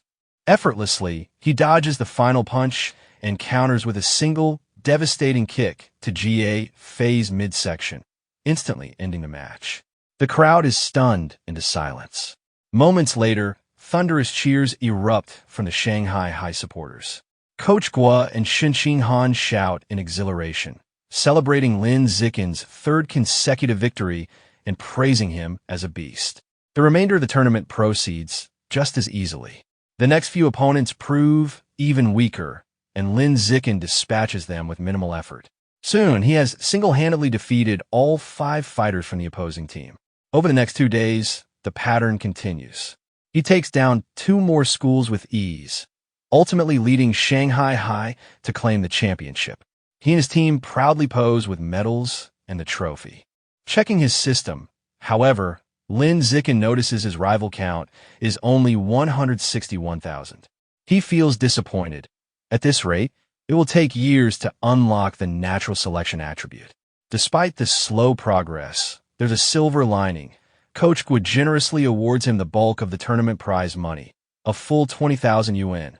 Combining this with his academic competition winnings, he now has roughly 30,000 yuan. He immediately spends it all at the supermarket on a massive supply of ghost shadow squid meat. Over the following weeks, he devours the expensive meat at every meal. After consuming 30 jin, his codex progress for the ghost shadow squid reaches 33%. The combination of intensive training and steady consumption of beast meat pays off. By his second year of middle school, Lin Zicken breaks through to the next tier, advancing from ordinary tier 3 to tier 4. His physical abilities skyrocket. He can now effortlessly lift 1,890 kilograms with one hand, jump 5.65 meters vertically, and sprint 100 meters in just 49 seconds. Time flies, and soon Lin Zicken and Shinxing Han graduate from Shanghai's middle school division. But when the high school entrance exam results are released, their paths seem destined to diverge. Heartbroken, Shinxing Han sits in her room, crying. She asks Lin Zicken why, wondering how their hard work couldn't keep them in the same high school. He explains that while he ranked first in both liberal arts and martial arts, and her academic scores were excellent, her martial arts score wasn't high enough for the elite class at Shanghai High. Shinxing Han tearfully asks what will happen now. Lin Zicken reassures her that the principal of Shanghai High is coming to his house, likely to recruit him, and asks if she will come with him. Feeling hopeless, she responds that it has nothing to do with her, as the principal is obviously only coming for him. Taking her hand, Lin Zicken pulls her up and leads her out of the room, telling her not to worry. He has a plan. He reveals his one condition for staying at Shanghai High. Shinxing Han must be his desk mate. As promised, the principal visits Lin Zicken's home. She, his mother, and Shinxing Han discuss his future for several hours. The principal emphasizes how much she wants him to stay at her school. As the meeting concludes, the principal stands to leave and offers one final concession. If Lin Zicken agrees to stay, he can make any request. Seizing the opportunity, Lin Zicken states his condition. Shinxing Han must be allowed to remain in the same class with him. The principal glances at the nervous Shinxing Han, confirms her name, and without hesitation agrees. She smiles and tells them both to report to Shanghai High together for the new school year. Overjoyed, Lin Zicken and Shinxing Han thank her. With their high school future secured, Lin Zicken participates in his final junior high martial arts tournament. As expected, his overwhelming power carries his team to another decisive championship victory. Lin Zicken decides to use his prize money to finally unlock the Ghost Shadow Squid Codex. He was only 20% away, and the new winnings were more than enough to max out the progress bar. Unsure of what might happen, he travels to a secluded forest outside Shanghai for safety. Wasting no time, he begins devouring the remaining squid meat, drawing in its life essence. A powerful blue energy envelopes him, and a system notification confirms that he is absorbing a large amount of essence. His eyes widen as a final surge of power courses through him, and the Codex progress bar hits 100%. Another notification appears. Ghost Shadow Squid Codex unlocked. New biological attribute acquired. Blessing of Liquid Affinity. The ability enhances his connection with water, allowing him to move freely in aquatic environments and even vanish underwater. Yet, standing in the quiet forest clutching the limp squid tentacles, he can't help feeling the new power is somewhat underwhelming. Still, he decides to test his ability in a nearby pond. He quickly notices benefits. He can remain submerged for long periods without his skin wrinkling, and swimming feels smoother, with significantly reduced water resistance. Beyond that, nothing extraordinary happens. He rationalizes that, since the Ghost Shadow Squid is a low-tier beast, it's fair that its associated attribute isn't overwhelmingly powerful. Resolving to obtain stronger abilities, Lin Zicken decides he will either save up for higher-grade beast meat or grow strong enough to hunt powerful wild mutants himself. Memories of the terrifying giant mutant rats strengthen his resolve, and he clenches his fist, determined to grow stronger. With less than a week before school begins, Lin Zikin's mother and Shin Han's family plan a trip to help him better study his new liquid affinity. Lin Zikin suggests the beach. As they stand in the ocean, Shin Han shivers and complains about the cold water. Lindekin, in contrast, feels perfectly at home. Ease into it, he tells her, then dives into the water, swimming with incredible speed. Each stroke and dive earns him system stat points for swimming and diving. From the shore, a nervous Shin Han calls out, asking him to teach her how to swim. Lin Zikin suddenly remembers that his childhood friend never learned. He begins patiently guiding her through the basics. Given her average athleticism, he assumes she'll struggle, yet she surprises him. Excitedly, she exclaims that swimming feels surprisingly easy, diving effortlessly. She moves gracefully, surfacing with a shocked expression. To Lin Zikin's astonishment, a strange blue aura of water seems to emanate from her as she swims. It's amazing, she says. Normally, opening your eyes underwater stings, but not this time. It feels cool and pleasant. Her words leave Lin Zikin deep in thought. Watching her swim, he senses something unusual. Even accounting for natural talent, there's no way she could have mastered everything so quickly. Her rapid learning is far from normal. Suddenly, realization hits him. He recalls her lifelong bedwetting problem, her inability to control herself when nervous. Could this weakness actually be a sign of a powerful, innate water affinity she was born with? Excitement surges through him. He becomes convinced she might possess a special cultivation body, akin to the powerful figures from his parents' novels. To test his theory, they continue diving. Shin Han's performance shocks him further as they explore the underwater world. They have been holding their breath for over 10 minutes, and Lin Zikin watches, increasingly certain that her potential is extraordinary. An incredible feat for a beginner like Shin Han. As they swim, her expression suddenly shifts. A strange, swirling sound vibrates through the water around her. Both of them look up, trying to locate the source. They surface abruptly, and Shin Han cries out as the glowing blue water seems to twist and churn around her. Later that night, walking along the beach, Lin Zikin asks what happened. Shivering, she explains that underwater, she kept hearing strange, eerie sounds right by her ear. He comforts her and asks for details. She explains that she couldn't understand the language. It was a female voice, echoing continuously until she surfaced. To help calm her, Lin Zikin takes her back to their hotel room. Later, he searches online for any information about the mysterious voice, but finds nothing. Unsettled and restless, he channels his energy into training. Performing 1,000 weighted sit-ups, he suddenly feels a surge of power. A system notification appears. Hard work has paid off. Lin Zikin has advanced to ordinary tier 5.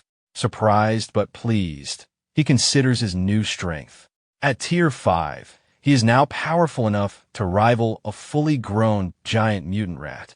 A determined glint lights his eyes as he clenches his fist, confident that tearing such beasts apart with his bare hands is no longer impossible.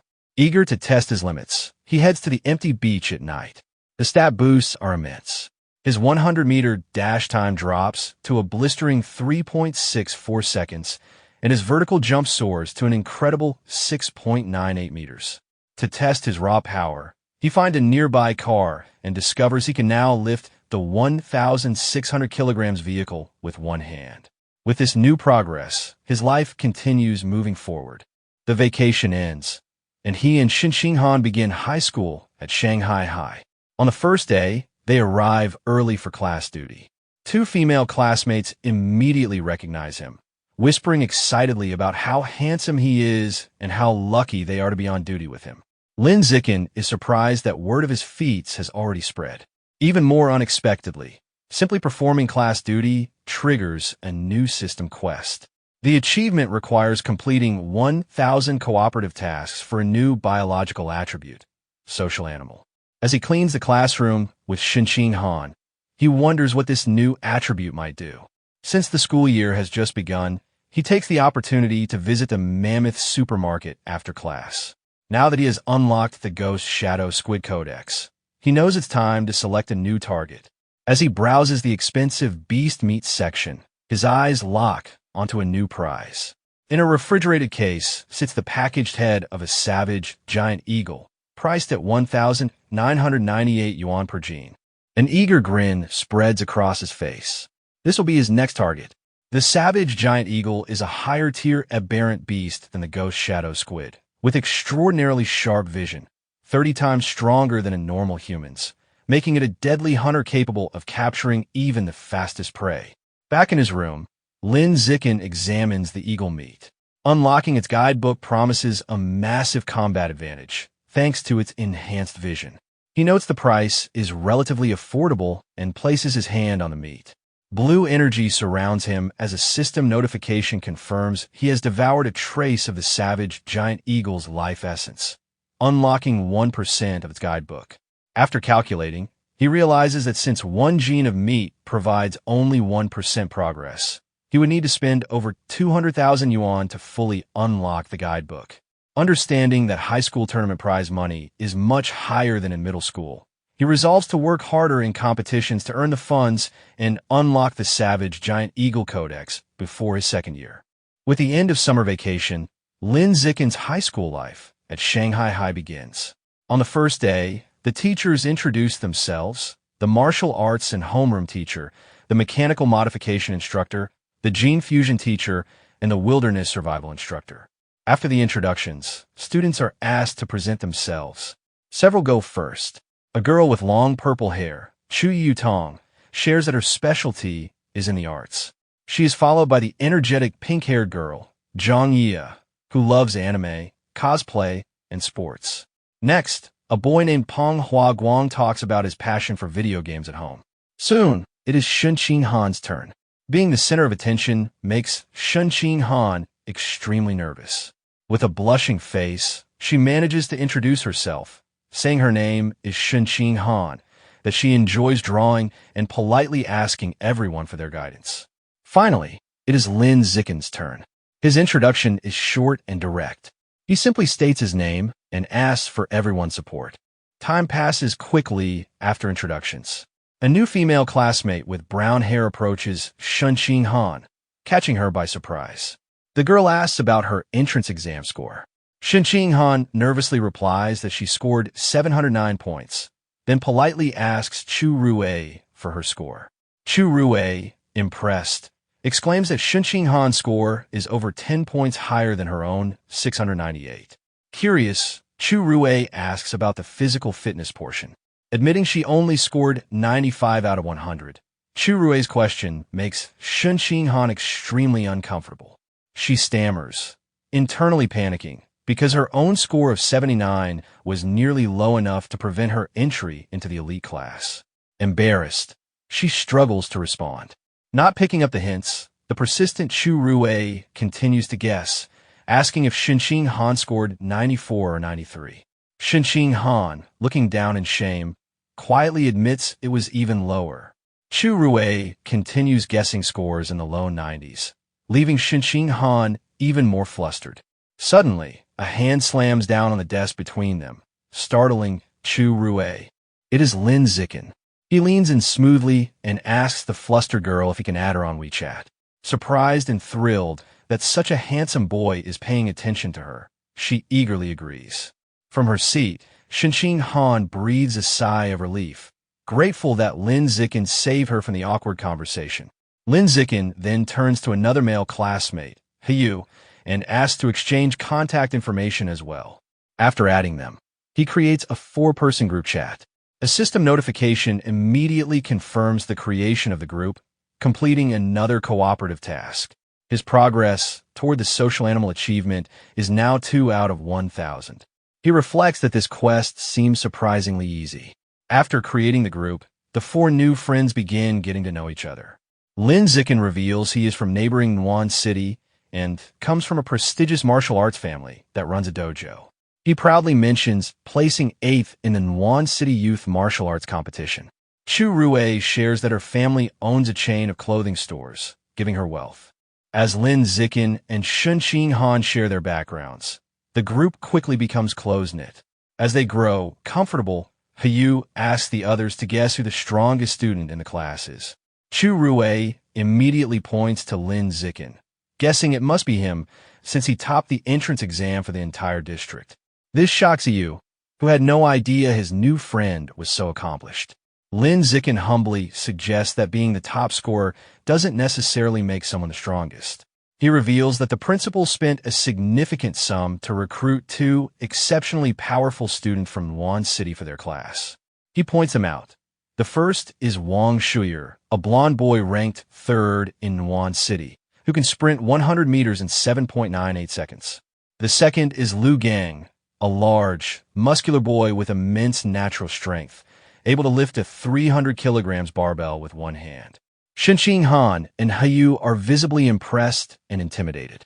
Lin Zikin, however, remains calm, internally scoffing at their feats, knowing he surpassed those numbers back in elementary school. Soon, the bell rings and the next class begins, textbook distribution. The semester features 4 main subjects: martial arts, gene fusion, mechanical modification, and wilderness survival. Since Lin Zikin had already self-studied all the material, he decides to use the free time to find a secluded spot to train. As he trains, his thoughts turn to the larger threats outside school. He recalls that the dangerous rat god cult is still active. The police have captured only lower-level heretics, while the powerful Rat King remains at large. This grim reality fuels his determination. Clenching his fist, he resolves to increase his power as quickly as possible, aiming to reach at least Tier 6, a level he believes is strong enough to confront even the Rat King. The first practical class is Wilderness Survival. Teacher Shi Changbi gathers the students in a wooded area and asks if anyone knows how to make a fire by drilling wood. Hyu mutters, "It's a useless skill." To everyone's surprise, both Wang Shuo and Lu Gang step forward and successfully start fires using the primitive method. The teacher is impressed and asks how they learned. Lu Gang explains he learned at summer camp, while Wang Shuo claims he taught himself by watching videos online. After observing, Lin Zikin easily teaches the same technique to his small group. They quickly master it under his guidance. Later, in martial arts class, teacher Yao Yuanfang announces that he will teach a special breathing and cultivation technique. Once again, Wang Shuyer and Lu Gang loudly declare that they have already mastered the technique, showing off for the class. Though their demonstration is slightly clumsy, they manage to perform it successfully.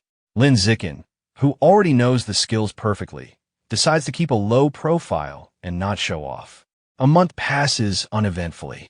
One day, in mechanical modification class, teacher Kayufi announces a progress test and, to motivate the students, reveals cash prizes for the top 3. 888 yuan for first, 666 for second, and 333 for third. Lin Zikin's eyes light up at the mention of the prize money. Realizing that the first-place reward is almost enough to buy half a gene of the expensive savage giant eagle meat, he grows even more determined. With everyone motivated, the class begins the exam. Coincidentally, the gene fusion teacher, Lu Durin, also surprises the students with a test featuring the same prize structure. After enduring both difficult exams, the students are completely drained. Hyu collapses onto his desk, groaning, while others complain about the difficulty. One girl laments that she had hoped for a 90, but would be lucky to pass with 60.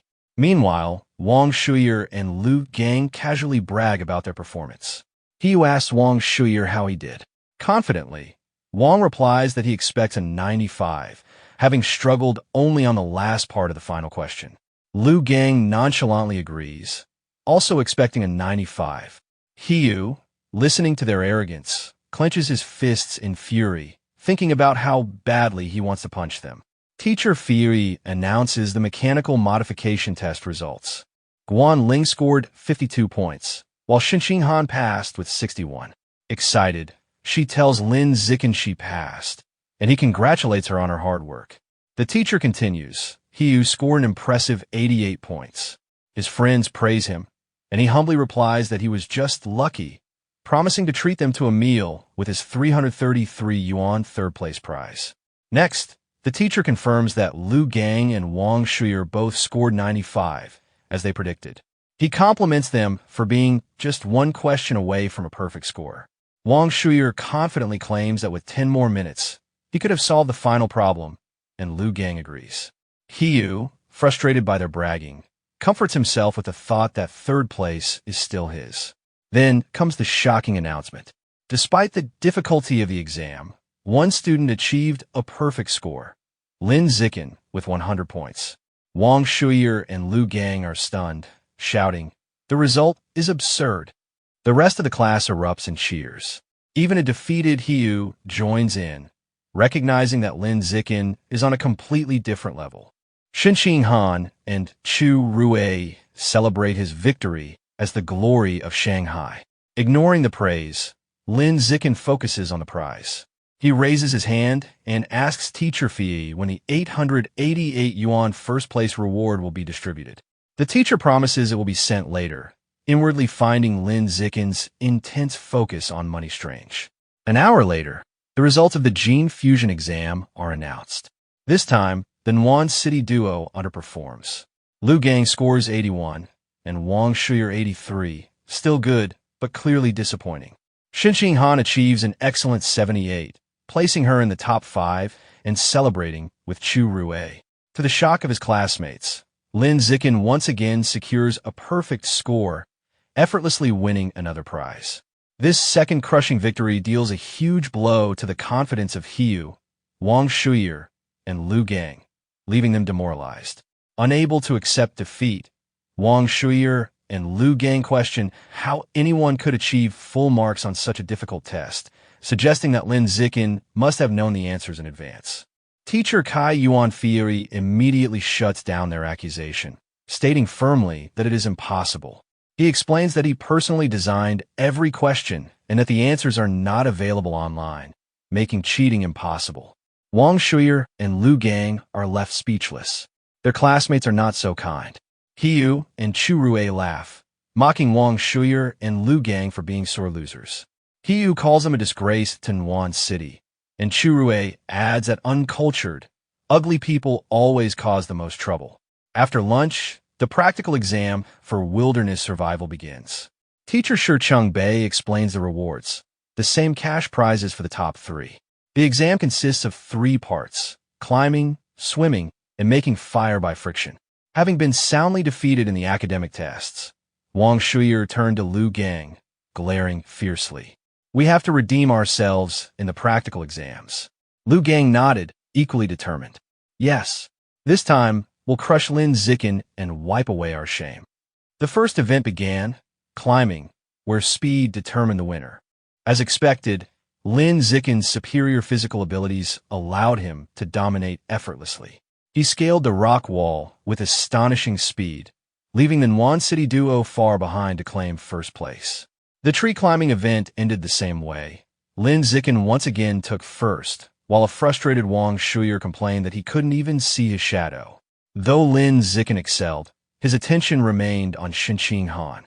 As he had anticipated, she struggled with climbing, finishing last. Still, he was confident.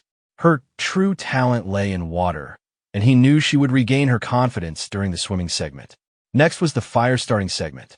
Eyes on the prize money, Lin Zikin concentrated intensely. His hands moved with lightning speed, and he successfully created a fire in just 58 seconds.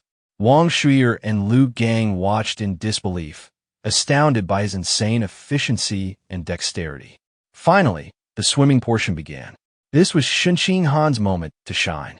Tapping into her natural affinity for water, she moved with explosive speed, easily surpassing the Nuan City duo.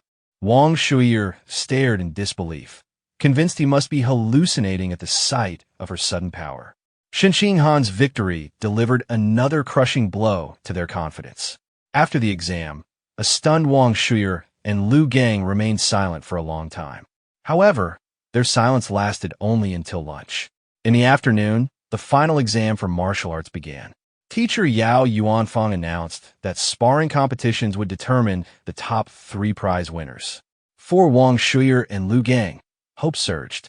Martial arts, after all, emphasize combat technique and physical prowess.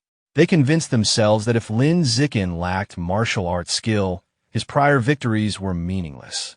Before sparring, the teacher had everyone perform a physical test as a warm-up, a 100-meter sprint, a one-hand barbell lift, and a vertical jump.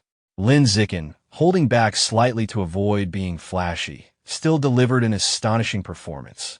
He ran 100 meters in 7.78 seconds, lifted a 330 kilograms barbell with one hand, and leapt 18 meters vertically, securing first place in all three events, just slightly ahead of the Manhwa City duo.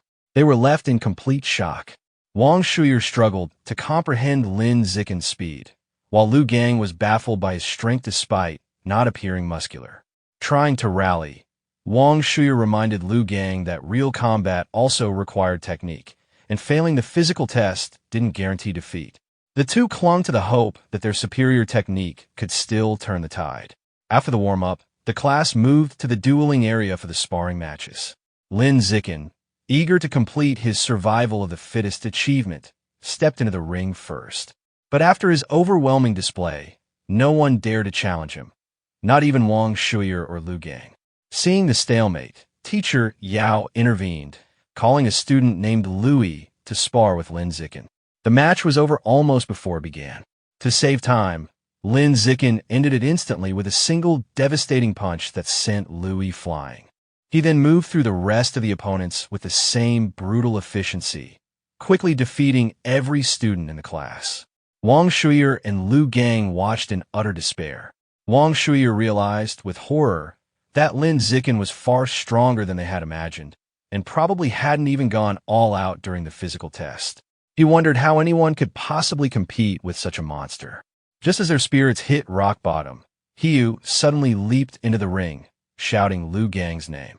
Hiyu points at Lu Gang, declaring he's warmed up and at his peak, and challenges him to a fight, eager to vent his frustration. Lu Gang readily accepts, reasoning that while he might not stand a chance against Lin Zikin, defeating Hiyu would be easy. He vows to flatten Hiyu in 30 seconds. With a battle cry, Hiyu rushes forward, and the two clash in a flurry of strikes. Yet the fight is quickly decided by the clear gap in their power. Lu Gang easily catches Hiyu's kick, uses his superior strength to swing him around, and hurls him out of the ring. Hiyu crashes hard, defeated and vomiting. Standing victorious, Lu Gang looks down at his fallen classmate, offering a backhanded compliment. "Your technique is the best in the class," he says smugly, "but I'm still better." No sooner has he celebrated than Lin Zikin approaches, calmly issuing a challenge to spar. Seeing this as a perfect opportunity to advance his survival of the fittest achievement, Lin Zikin's focus is unwavering. Fresh off his win, Lu Gang smirks confidently and accepts, declaring he is unafraid. Lu Gang launches a powerful punch immediately, but the gap between them is glaringly obvious. Lin Zikin moves with blinding speed, effortlessly dodging the attack and leaving afterimages behind. Before Lu Gang can even react, Lin Zikin counters with a swift kick that connects squarely with his back, sending him flying out of the ring in defeat with a single blow. With both members of the Manhwa City duo utterly defeated, the remaining students begin to taunt the last one standing. They shout at Wang Shuyer, asking if he'll avenge his fallen friends and telling him that the pride of Manhwa City now rests entirely on his shoulders. They jeer, daring him not to chicken out. Annoyed, Wang Shuyer snaps at the crowd to shut up, claiming he was already planning to fight. He rushes into the ring to face Lin Zikin. Standing before his overwhelmingly powerful opponent, he steels his resolve, telling himself that what is meant to come will come, and he must find a way to win. Determined, Wang Shuyer shouts that he's going all out and launches a furious attack. Yet his effort is futile. Lin Zikin effortlessly blocks the punch with one hand, then counters with a single devastating blow that sends Wang Shuyer flying upside down. He crashes hard onto the gym floor, knocked out and foaming in the mouth, defeated as easily as everyone else. With the Manhwa City duo taken care of, Lin Zikin systematically defeats the rest of the boys in the class one by one, maintaining the same effortless efficiency. After finishing, he checks his system, According to the rules of the survival of the fittest achievement, defeating the same person multiple times counts only once. This means his only remaining opponents are the girls, and to his surprise, they're more than willing. A crowd of female classmates gathers, blushing and eagerly making heart gestures, all hoping for a chance to fight him. The first to volunteer is Chu Yu Tong, who excitedly raises her hand. She leaps into the ring and attacks with impressive speed and agility. Yet Lin Zikin, holding back significantly, easily dodges her strike. She lands gracefully, commenting on his incredible speed, but disappointed that she came so close without touching him. After Chu Yu Tong's defeat, the other girls volunteer one by one. Lin Zikin maintains a controlled approach, his main goal being to win officially without hurting anyone. Soon, he finishes sparring with all the girls in the class. While he has defeated every student, he is still far from completing his achievement task. A hint of disappointment crosses his mind, but it quickly fades when teacher Yao Yuanfang announces exciting news. Praising the class, he explains that as elite students, they must learn to challenge those above them. In 1 month, their class will spar against the strongest regular class in the second year, and he expects them to be ready. For Lin Zikin, who had been frustrated at the lack of opponents to speed up his achievement, this is perfect timing, a true blessing. After class, a newly humbled Liu Gang approaches him. He admits he had underestimated the school and declares that from now on, he will consider Lin Zikin his rival for the next 3 years. Wang Shuier also confronts him, vowing to wash away the humiliation of his defeat before graduation. Lin Zikin, however, remains focused on the practical benefits. More matches mean more progress toward completing his survival of the fittest achievement within a year. He calculates that he has earned over 3,000 yuan from the exam prizes alone. The thought excites him. Now he has enough to buy more beast meat. He clenches his fist, completely ignoring the Nuan City duo, who were left fuming at his arrogant dismissal. That night, back in his room, Lin Zikin considers his financial situation. Although the prize money is helpful, it's still far from enough to purchase all the beast meat he needs. Determined to earn more, he decides to follow in his parents' footsteps and register as a web novel author, embarking on his writing journey. Thanks to his celestial root of wisdom, his writing is exceptional. The next morning, he finds a contract invitation from the UN platform waiting in his messages. After signing, a news report catches his attention, a terrifying incident that had occurred just 2 hours prior. A giant mutant rat had attacked a frozen meat cold storage facility on the outskirts of the city. The report describes the monstrous creature, over 5 meters long, biting a responding cyborg in half. In a desperate act, the cyborg activated a hidden backup energy core to self-destruct, obliterating the rat in a massive explosion. Lin Zikin stares at the horrifying image of the giant mutant rat, a chill running down his spine. He wonders how many more such beasts could be lurking in Shanghai and where they might be hiding. The day of the sparring session against the strongest regular class of the second year arrives, and the students gather at the Shanghai High Gymnasium. Before the matches begin, teacher Yao Yuanfang holds a strategy meeting with the top fighters. He warns them that while their elite class has strong top fighters, the opposing class is stronger overall and will likely use defensive tactics to wear them down. He orders that the fights be finished as quickly as possible. As soon as the meeting ends, Lin Zikin rushes toward the ring, eager to defeat as many new opponents as possible to progress his survival of the fittest achievement. He volunteers to go first. A tall girl with long blonde hair from the second-year class steps into the ring. Seeing Lin Zikin, she immediately protests to her teacher, claiming that the elite class had sent their strongest fighter first. She insists she is the weakest student in her class and questions how she is supposed to face him. Teacher Yao Yuanfang storms over to the opposing teacher, an older man he calls Brother Fun. He angrily accuses him of breaking the unspoken rules of class sparring, which dictate that the weakest students should fight first. He demands an explanation for why the strongest student was sent out first. To settle the dispute, teacher Yao orders Lin Zikin down from the stage. He tells him to let the weaker students go first and assures him that he can fight later.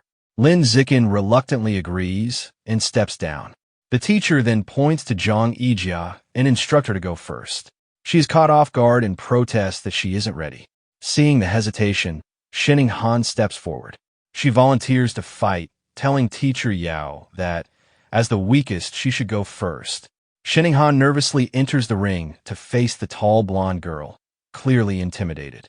From the sidelines, her classmates, including Chu Ruwei and Hai Yu, begin cheering loudly, shouting encouragement. But the sudden pressure only heightens her nervousness. The match begins. The blonde girl immediately attacks with a powerful punch, which Shining Han barely manages to block. Though clearly outmatched, Shining Han is determined. She knows she can't win, but resolves to hold on as long as possible, adopting a purely defensive strategy designed to drain her opponent's stamina. Her plan proves surprisingly effective. 3 minutes later, the blonde girl is already breathing heavily. Surprised by Shining Han's endurance, the blonde senior realizes that if the fight continues, she will run out of stamina. Determined to finish quickly, she rushes forward with a final decisive punch. The blow lands, knocking Shining Han to the ground in defeat. As she gets back on her feet, Shining Han is visibly embarrassed. Teacher Yao Yuanfang steps forward and praises her performance, giving a thumbs up. He commends her defensive strategy, telling her it was very smart. Lin Zikin also comforts her, patting her head gently. He explains that lasting over 3 minutes against a senior with an extra year of training is a huge accomplishment, and she has made significant progress. Reassured, Shining Han looks up at him with a happy smile. Following Shining Han's defeat, another female classmate with brown hair from the elite class steps into the ring. She sees her senior opponent running low on stamina from the previous match and decides to seize the opportunity. She launches a powerful kick, but the senior easily dodges and counters with a swift punch to the face. The brown-haired girl is quickly overpowered, pinned to the ground, crying out in pain, and forced to surrender. Standing over her defeated opponent, the senior mockingly asks if she had underestimated the regular class by charging in so recklessly. She continues to taunt her, pointing out that while the girl may not have her talent, she has had a full year of training longer. She dismisses her, telling her to return after another year of practice. Just then, Chu Ruwei steps forward, determination blazing in her eyes. She declares that she will avenge Shining Han and crush the senior. Proving to be a formidable fighter, Chu Ruwei defeats her opponent with a single, powerful punch. From the sidelines, Shining Han cheers enthusiastically, calling out how amazing Chu Ruwei is. Lin Zikin explains that Chu Ruwei's victory was easier because Shining Han had drained the senior's stamina first, making her accomplishment impressive. Shining Han smiles happily. 2 hours later, the sparring session continues, and the elite class has even the score. Teacher Yao Yuanfang approaches the second-year teacher, Brother Fun, taunting him by pointing out that his class has only 4 fighters left, confident that his class will win. Then, he turns to his students, warning them not to get complacent. He declares that the true strength of the elite class lies with their top 4 fighters, Lin Zikin, Wang Shou, Lu Gang, and Hai Yu. The real showdown is about to begin. Following the teacher's declaration, Hai Yu is ordered to go next. He cracks his knuckles, determination etched on his face, and steps into the ring in a dramatic, ground-pounding pose. He strikes a fighting stance, theatrically asking his senior opponent if he is prepared to face fists thirsty for battle. The senior, a boy with brown hair, smirks and tells Hai Yu not to be so childish and dramatic. Annoyed, Hai Yu immediately attacks with a swift kick, sending the senior crashing to the ground in defeat. Standing over him, Hai Yu mocks his opponent, questioning where he got the confidence to act so tough with such low skill and calling him trash. Just as Hai Yu celebrates, a more formidable senior with purple-tinged hair stomps into the ring. He glares at Hai Yu, calling him arrogant, and lunges forward with a powerful punch, vowing to teach him some real intensity. To the senior's shock, Hai Yu moves with incredible speed, effortlessly dodging the attack, and counters with a powerful kick that knocks the senior out. Seeing Hai Yu's impressive victories, Chu Ruwei and Shining Han erupt in cheers, shouting encouragement. Fueled by the support, Hai Yu goes on a winning streak, defeating several more opponents in quick succession. After taking down 5 consecutive fighters, he stands exhausted, breathing heavily. Despite his fatigue, he defiantly calls out for the next opponent, boasting he can still take on 10 more. However, it's clear he is running out of stamina. His impressive streak ends when he is defeated by his 6th opponent. With Haiyu eliminated, the situation looks dire for the elite class. They are now down to their last 3 fighters, while the second-year class still has 13 members remaining. Wang Xiaoyer is up next. He unleashes his full power, going on an incredible winning streak, single-handedly defeating 10 opponents in a flurry of furious kicks and punches. However, the long series of battles takes its toll. During his 11th match, Wang Shuj finally runs out of stamina and is defeated. Next, Liu Gang steps forward, quickly dispatching 2 more of the opposing team's top fighters in less than 10 minutes. With only 1 opponent left, teacher Yao Yuanfang smugly suggests that the second-year teacher, Brother Fun, should just surrender. Brother Fun, however, remains unfazed. He smirks and calls forth his final student, Wang Jinhe. A new challenger steps into the ring, an enormous, overweight student who towers over Liu Gang.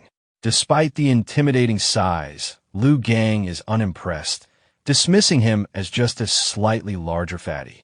Confident, he rushes in, landing a powerful punch to Wang Jinhe's massive belly.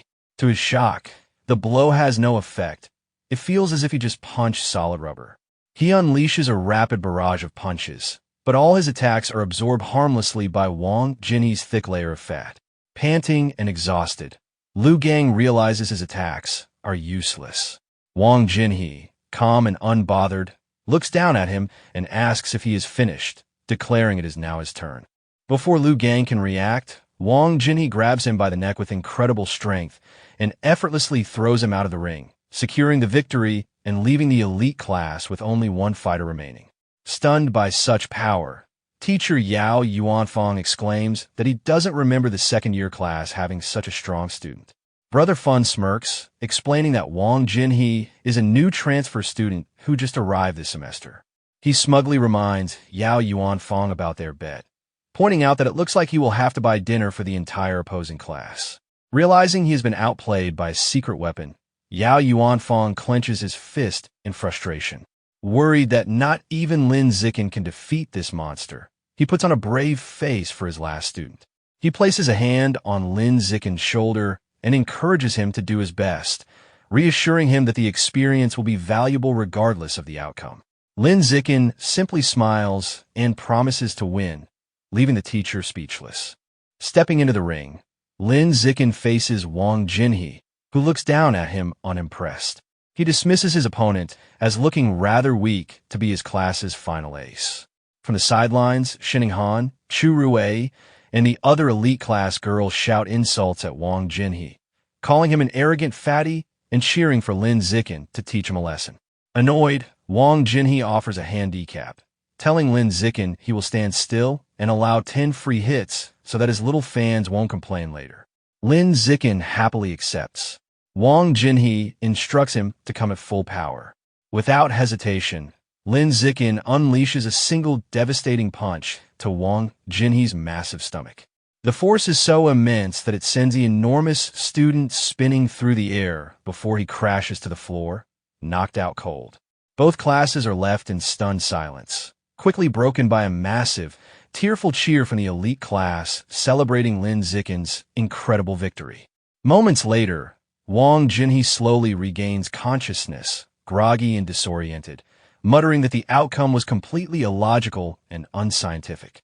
After the match, the second-year teacher approaches Yao Yuanfang, praising Lin Zikin's power and comparing his one-punch victory over Wang Jinhe to a former prodigy, Wang Cheng.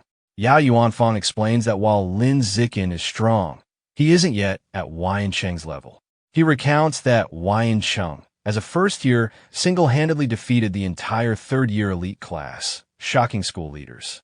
He lists Wang Cheng's stats: a 100-meter dash in 6.12 seconds, a 3.96-meter vertical jump, and a 650 kilograms one-handed barbell lift. Curious, Lin Zikin asks his teachers who Wang is.